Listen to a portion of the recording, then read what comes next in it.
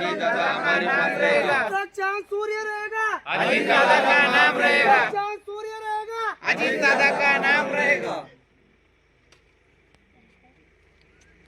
एकच वादा, अजीत दादा, एकच वादा, अजीत दादा, अमर रहे, अमर रहे, अजीत दादा अमर रहे, अमर रहे, अमर दे।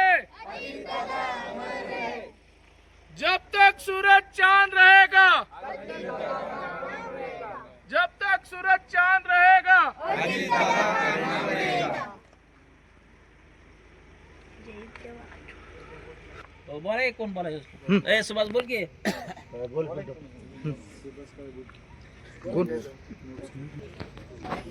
2 दिवसापूर्वी आपल्या महाराष्ट्र राज्याचे लाडके उपमुख्यमंत्री, विकास पुरुष आणि शिस्तप्रिय अजितदादा यांचं विमान दुर्घटनेमध्ये निधन झालं. खरोखरच ती बातमी ऐकल्यानंतर मनाला एक असं सुन्न झालं की असा कामाचा माणूस आणि महाराष्ट्रातील गोरगरिबाच्या जनतेसाठी पाहिलेलं स्वप्न त्यांना पूर्ण करू शकले नाहीत ते. कारण त्यांनी गोरगरिबांसाठी असेल, महाराष्ट्रातील जनतेसाठी असेल, अशा अनेक विकासाची कामं त्यांनी हाती घेतलेली होती. ती कामं पूर्ण करण्याचा त्यांचा ध्यास होता. आणि त्या दिवशी प्रचाराच्या निमित्ताने ते बारामतीला येत असताना त्यांचं विमानाचं दुर्घटना झाली आणि त्या ठिकाणी त्यांचं अंत झाला. खरं तर दादांचा अंत झाला हे ठीक आहे, परंतु गेल्या 2 दिवसापासून जे आपण घटना पाहत आहोत सगळ्या, की काल आज अजितदादांची पत्नी सुनित्राताई पवार यांनी शपथ घेतली.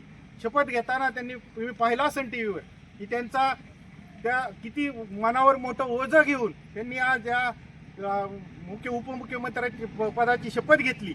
आणि खरं तर आज या ठिकाणी आत्ताच आपली गावामध्ये बैठक पार पडली. त्यामध्ये आपण सर्वांनी दादांना एक श्रद्धांजली वाहिलेली आहे. येणाऱ्या या निवडणुकीमध्ये सर्वांनी घड्याळाला मतदान करून त्या ठिकाणी दादांना हीच भावपूर्ण श्रद्धांजली असेल असं सर्व एकमताने सर्वांनी या ठिकाणी निर्णय घेतला. शेळगाव गाव आणि वैदवाडीतील मला येथील तरुणांचं खरोखरच एक कौतुक म्हणजे हे म्हणायला लागेल की एखाद्या नेत्याबद्दल असणारी आस्था ती या ठिकाणी जाऊन येते. कारण या सर्व तरुण मंडळींनी या ठिकाणी दादांचा जो भावपूर्ण श्रद्धांजलीचा कार्यक्रम ठेवलेला आहे, खरोखरच हा या ठिकाणी हे एक आठवणीचं हे असतं. आठवणी कितीही असतात, त्या आठवणी मोर पिसारासारख्या असतात. त्या उलगडत गेल्या तर त्या आठवतच जातात.